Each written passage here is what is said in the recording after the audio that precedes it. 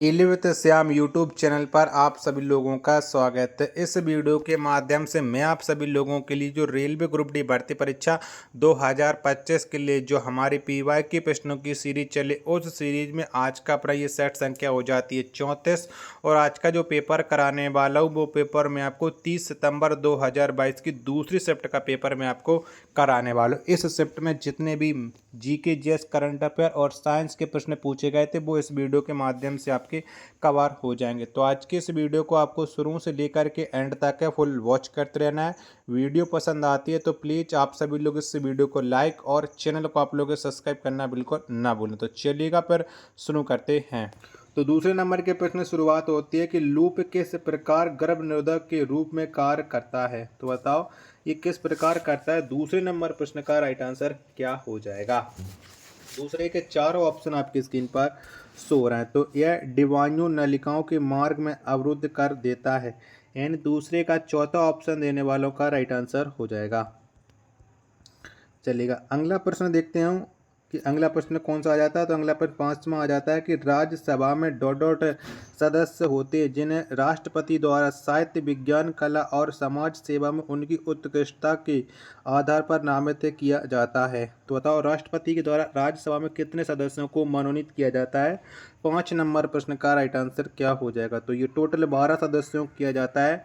5 का दूसरा ऑप्शन देने वालों का करेक्ट आंसर हो जाएगा। मैथ और रीजनिंग के प्रश्न जो आपको देखने को नहीं मिल रहे हैं उन प्रश्नों के लिए अलग से प्रॉपर वीडियो आने वाली है। तो अभी से आप लोग वीडियो को लाइक करके चैनल को आप लोग सब्सक्राइब है वो ज़रूर कर लीजिएगा। चलिएगा अगला प्रश्न है प्रश्न संख्या 9 आ जाता है कि ब्रायन के विद्युत अपघटन के दौरान एक्स गैस उत्पन्न होती है, फिर एक्स गैस का उपयोग शुष्क बुझे हुए चूने में CaOCl2 उत्पन्न करने के लिए किया जाता है। एक्स क्या है तो आपको बताना है कि ये एक्स क्या है। 9 का राइट आंसर क्या हो जाएगा। 9 के चलिएगा मैं ऑप्शन आपको दिखा देता हूँ। तो इसमें जो एक्स है वो क्लोरीन हो जाती है। 9 का तीसरा ऑप्शन देने वालों का राइट आंसर हो जाएगा। चलेगा अगला प्रश्न है आपके सामने प्रश्न संख्या 14 है। भारत सरकार के श्रम एवं रोजगार मंत्रालय के तहत विधि द्वारा निर्मित एक स्वायत्त निकाय ESIC का पूर्ण रूप क्या है। तो बताओ इसका फुल फॉर्म क्या हो जाएगा। 14 नंबर प्रश्न का राइट आंसर आपको बताना है। तो चलिएगा 14 के मैं आपको ऑप्शन दिखा दूँ, इसके बाद आपका इसका राइट आंसर डिसाइड कर सकते हो। तो इसका जो फुल फॉर्म हो जाता है वो हो जाता है आपका एम्प्लॉय स्टेट इंश्योरेंस कॉरपोरेशन, यानी 14 नंबर प्रश्न का तीसरा ऑप्शन देने वालों का राइट आंसर हो जाएगा। चलिएगा 15 नंबर का प्रश्न आ जाता है कि निम्न में से किस प्राणी ऊतक में चपटी कोशिकाएं होती हैं। तो बताइए चपटी कोशिकाएं किस में होती हैं। 15 नंबर प्रश्न का राइट आंसर क्या हो जाएगा। तो ये चपटी जो कोशिकाएं ये सल की उपकला की होती हैं। 15 का चौथा ऑप्शन देने वालों का राइट आंसर हो जाएगा। नेक्स्ट प्रश्न आ जाता है प्रश्न संख्या 16 की पीवी सिंधु ने किस वर्ष स्विट्जरलैंड के वासिल में फाइनल में थाईलैंड के बुसानन ओंगबाम को हराकर स्विस ओपन सुपर 300 बैडमिंटन प्रतियोगिता जीती थी। तो बताओ ये कब जीती थी। 16 का आंसर आपको बताना है। तो ये प्रतियोगिता 2022 में जीती थी। दूसरा ऑप्शन करेक्ट आंसर हो जाएगा प्रश्न संख्या 16 का। चलिएगा अगला प्रश्न आ जाता है आपके सामने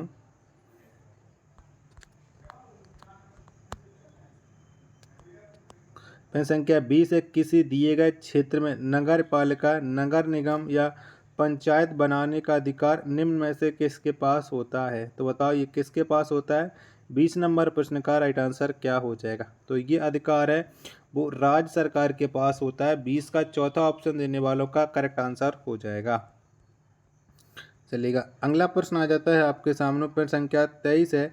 1919 में हुई जलियांवाला बाग की घटना की जांच के लिए भारत सरकार द्वारा किस आयोग का गठन किया गया था। तो बताओ में से कौन से आयोग का गठन किया था भारत सरकार ने। 23 नंबर प्रश्न का राइट आंसर क्या हो जाएगा। तो इसके लिए जो गठन किया गया था वो किया गया था हंटर आयोग का। तीसरा ऑप्शन देने वालों का राइट आंसर हो जाएगा। चलिएगा अगला प्रश्न देखते हैं कि अगला प्रश्न कौन सा आता है। चलेगा अगला प्रश्न संख्या 27 है। कि अवक्षेपण अभिक्रिया के बारे में निम्न में से कौन सा कथन सत्य है। तो बताओ में से कौन सा कथन सत्य हो जाएगा।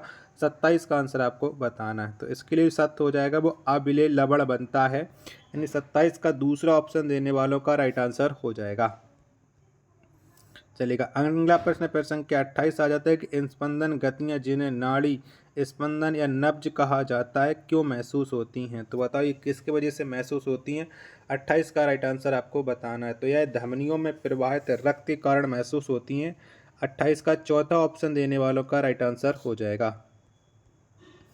चलेगा। नेक्स्ट प्रश्न आ जाता है प्रश्न संख्या 29 से कि परमाणु त्रिज्या के सही बढ़ते क्रम का चयन करें।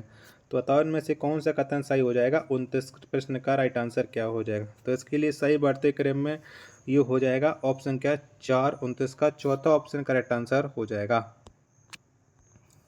चलेगा। प्रश्न संख्या 30 आ जाता है कि जैव प्रक्रमों में अनुरक्षण प्रक्रमों की आवश्यकता क्यों होती है। तो बताओ ये क्यों होती है।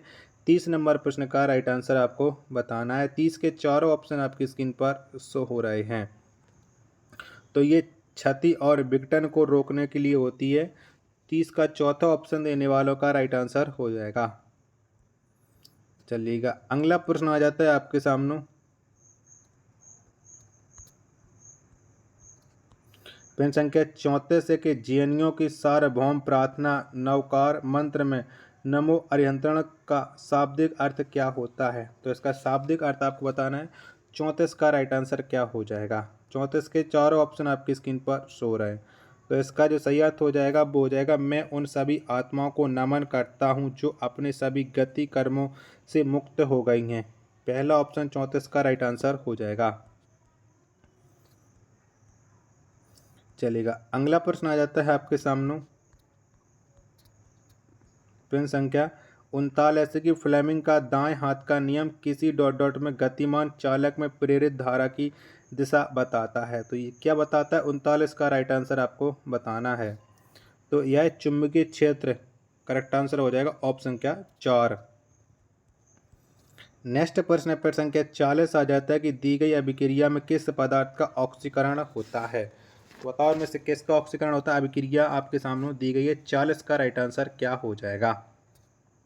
तो ये हो जाएगी कॉपर और ऑक्सीजन। 40 का तीसरा ऑप्शन देने वालों का राइट आंसर हो जाएगा।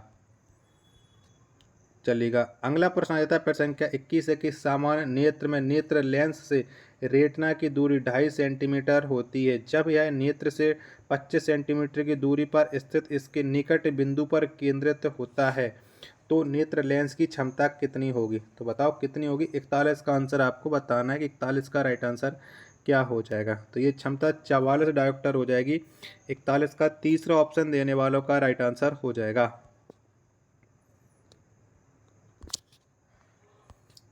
अगला प्रश्न प्रश्न संख्या 43 आ जाता है गणतंत्र दिवस परेड 2022 में किस राज्य की झांकी का विषय एंग्लो अबोर युद्धों पर आधारित था।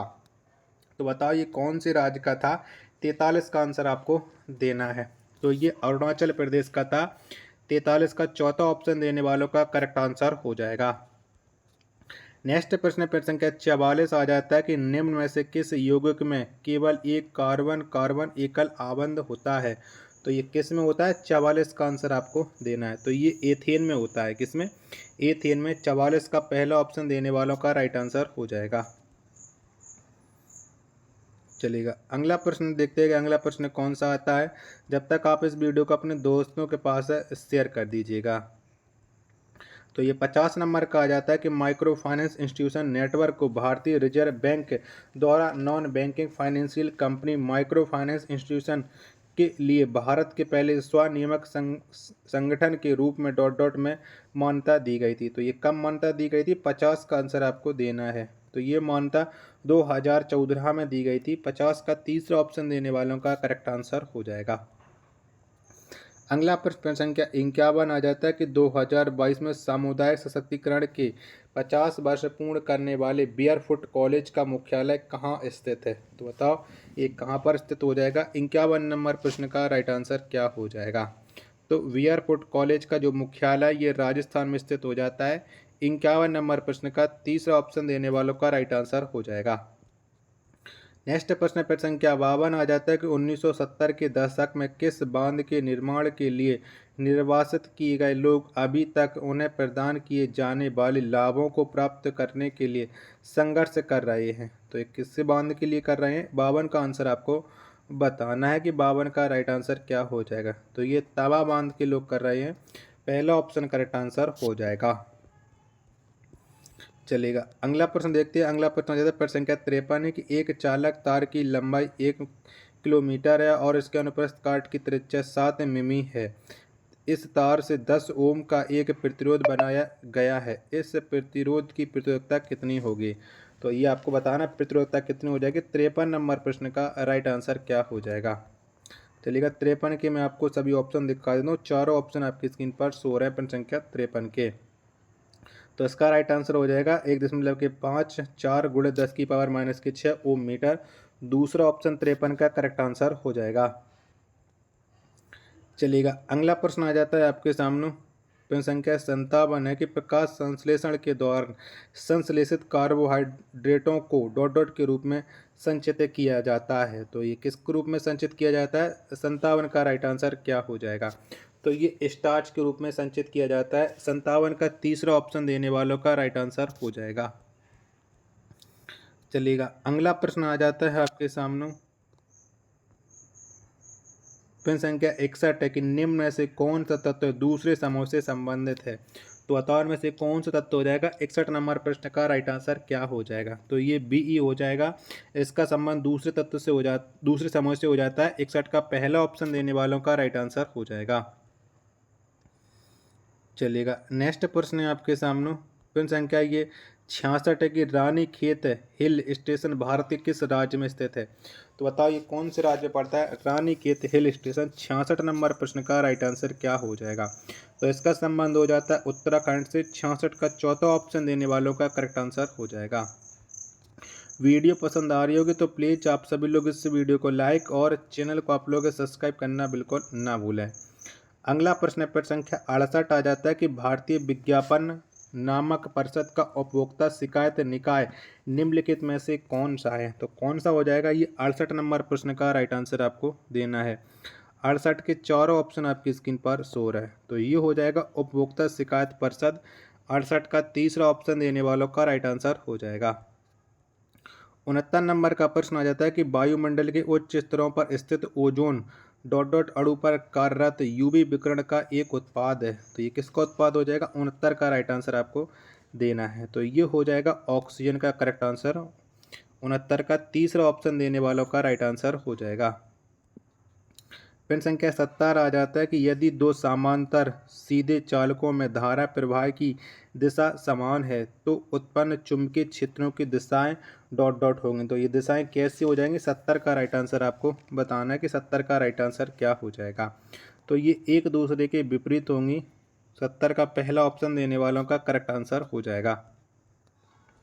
चलिएगा, 71 नंबर का प्रश्न आ जाता है कि निम्नलिखित में से किस स्थान से ध्रुवीय उपग्रह प्रक्षेपण यान PSLV C52 को EOS 04 उपग्रह के साथ प्रक्षेपित किया गया था। तो ये किस स्थान से किया गया था। 71 का आंसर आपको देना है। तो ये श्रीहरिकोटा से किया गया था। 71 का तीसरा ऑप्शन देने वालों का राइट आंसर हो जाएगा।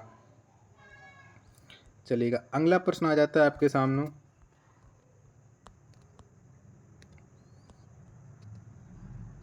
प्रश्न संख्या 78 है कि उच्च न्यायालय के क्षेत्राधिकार को किसी केंद्र शासित प्रदेश तक बढ़ाने या उससे बाहर करने का अधिकार किसके पास होता है।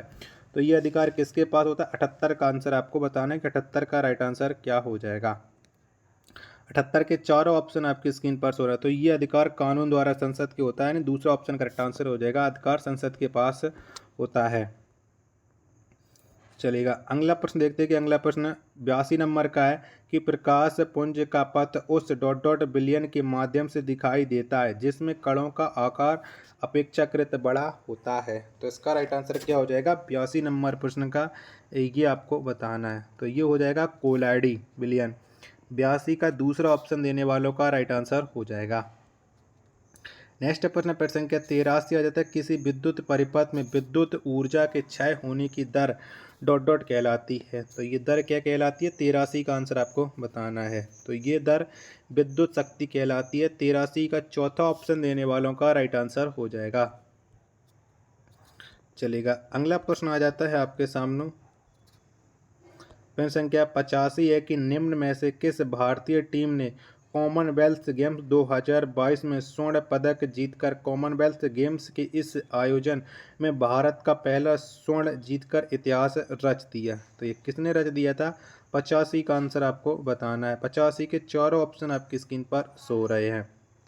तो ये महिला फोर्स लॉन वॉल्स टीम के द्वारा रच दिया गया था इतिहास। पहला ऑप्शन करेक्ट आंसर हो जाएगा प्रश्न संख्या 85 का। 86 नंबर का प्रश्न आ जाता है कि सुंदरबन बायोस्फीयर्स रिजर्व निम्न में से किस राज्य में स्थित है? तो ये कहाँ पर हो जाएगा? 86 का आंसर आपको बताना है। 86 के चारों ऑप्शन आपकी स्क्रीन पर शो रहा है। तो ये पश्चिम बंगाल में हो जाएगा। 86 का चौथा ऑप्शन देने वालों का करेक्ट आंसर हो जाएगा। चलेगा, नेक्स्ट प्रश्न आ जाता है प्रश्न संख्या 88 है कि 2008 में शास्त्रीय भाषा के रूप में मान्यता प्राप्त करने के बाद शास्त्रीय तेलुगु विशिष्ट अध्ययन केंद्र की स्थापना किस संस्थान के अंतर्गत की गई थी? तो ये स्थापना कौन संस्थान ने की थी? 88 का आंसर आपको बताना है। 88 के चारों ऑप्शन आपकी स्क्रीन पर हैं जो शो हो रहे हैं। तो ये की थी भारतीय भाषा संस्थान मैसूर ने। दूसरा ऑप्शन देने वालों का राइट आंसर हो जाएगा 88 नंबर प्रश्न का। 89 नंबर का प्रश्न है कि फ्यूज के रूप में प्रयुक्त तंतु से अत्यधिक धारा प्रवाहित होने पर यह डॉट डॉट। तो यह क्या हो जाएगा? 89 का आंसर आपको बताना है। एक ऑप्शन ये रहा, बाकी के 3 ऑप्शन मैं आपको और दिखा देता हूँ। तो 89 के 3 ऑप्शन बाकी के ये रहे। तो ये गल जाता है। 89 का चौथा ऑप्शन देने वालों का राइट आंसर हो जाएगा। चलेगा, अगला प्रश्न आ जाता है आपके सामने प्रश्न संख्या 91 की एक अवतल लेंस की फोकस दूरी 12 सेंटीमीटर है। वस्तु को लेंस से कितनी दूरी पर रखा जाना चाहिए ताकि उसकी छवि लेंस से 8 सेंटीमीटर पर बने? तो ये कितनी दूरी पर रखा जाना चाहिए? 91 का आंसर आपको बताना है। तो ये माइनस के 24 सेंटीमीटर पर रखे जाना चाहिए। 91 का तीसरा ऑप्शन देने वालों का करेक्ट आंसर हो जाएगा। चलेगा, फिर संख्या 92 आ जाता है कि फरवरी 2022 में विक्रम साराभाई अंतरिक्ष केंद्र के नए निदेशक के रूप में किसे नियुक्त किया गया? तो ये किसे नियुक्त किया गया था? पेन संख्या 92 का आंसर आपको बताना है। तो यह नया निदेशक डॉक्टर एस उन्नी कृष्णन नायर को नियुक्त किया गया था। 92 का पहला ऑप्शन देने वालों का राइट आंसर हो जाएगा। पेन संख्या 93 आ जाता है कि निम्नलिखित में से कौन सा यौगिक चक्रीय और असंतृप्त है? तो ये कौन सा हो जाएगा? 93 का राइट आंसर आपको बताना है। तो ये हो जाएगा बेंजीन। 93 का पहला ऑप्शन देने वालों का करेक्ट आंसर हो जाएगा। चलेगा, अगला प्रश्न देखते हैं कि अगला प्रश्न आ जाता है प्रश्न संख्या 95 कि मानव शरीर में अनॉक्सी श्वसन कहाँ हो सकता है? तो बताओ ये कहाँ पर हो सकता है? तो मानव शरीर में जो अनॉक्सी श्वसन है ये कोशिकाओं के कोशिका द्रव्य में हो सकता है। 95 का दूसरा ऑप्शन देने वालों का राइट आंसर हो जाएगा। चलेगा, प्रश्न संख्या 96 आ जाता है आपके सामने गोलीय दर्पण के मुख्य अक्ष के संबंध में निम्नलिखित में से कौन सा कथन सही है? 96 का राइट आंसर आपको बताना है। तो पहला कथन क्या कहता है? मुख्य अक्ष एक काल्पनिक रेखा होती है जो दर्पण के दोनों ओर विस्तृत होती है। पहला सही। बी क्या कहता है कि मुख्य अक्ष वक्ता केंद्र मुख्य फोकस और ध्रुव से होकर के गुजरता है। बिल्कुल सही। सी वाला क्या कहता है कि वक्ता दर्पण का मुख्य अक्ष वक्रित होता है। ये गलत, यानी ए और बी दोनों सही हो जाएंगे। 96 का चौथा ऑप्शन देने वालों का राइट आंसर हो जाएगा। चलिएगा, 98 नंबर का प्रश्न है कि निम्न में से किस राज्य या केंद्र शासित प्रदेश में 0% वन क्षेत्र है? तो ये कहाँ पर सबसे कम 0% वन क्षेत्र हो जाएंगे? 98 का राइट आंसर। तो ये हो जाएंगे आपके लक्षद्वीप में। 98 का पहला ऑप्शन देने वालों का करेक्ट आंसर हो जाएगा। 99 नंबर का प्रश्न आ जाता है कि पहली पंचवर्षीय योजना कब शुरू हुई थी? तो बताओ कब शुरू हुई थी? तो जो पहली पंचवर्षीय योजना है ये 1951 से 1956 में शुरू हुई थी। 99 का दूसरा ऑप्शन देने वालों का राइट आंसर हो जाएगा। प्रश्न संख्या 100 माँ है आपके सामने कि 6 से 14 वर्ष की आयु के बीच माता पिता या अभिभावकों को अपने बच्चों के लिए शिक्षा के अवसर प्रदान करना चाहिए। यह कब शिक्षा के अधिकार कानून का हिस्सा बन गया। तो ये कब बन गया था? 6 से 14 वर्ष की आयु के बच्चों के लिए शिक्षा अनिवार्य। 100 का राइट आंसर। तो ये 2009 में बन गया था। 100 का पहला ऑप्शन देने वालों का राइट आंसर हो जाएगा। वीडियो आपको पसंद आई होगी तो प्लीज़ आप सभी लोग इस वीडियो को लाइक और चैनल को आप लोगों को सब्सक्राइब करना बिल्कुल ना भूलें। मिलते हैं नेक्स्ट वीडियो के साथ, तब तक के लिए धन्यवाद। जय हिंद, वंदे मातरम।